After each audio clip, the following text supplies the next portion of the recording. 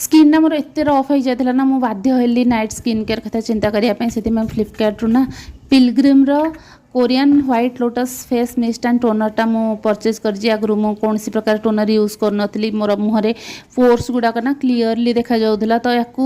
3 दिन यूज कराया डिफरेन्स मत पूरा जना पड़ी माने आउ सेकेंडरी जोटा लगे हूँ से पिलग्रिम विटामिन सी सेरमटा माने यार कॉस्ट भी बहुत अधिका नुह किंतु इफेक्टिव बहुत अधिक से छोट छोट पिंपल पलि आसला मो मुहर 3 दिन यूज कर से पिंपल मन को मन सब कमी जाइए तो आउ यहाँ हूँ नाइट क्रीमटा यहाँ मुझे बहुत दिन है यूज करी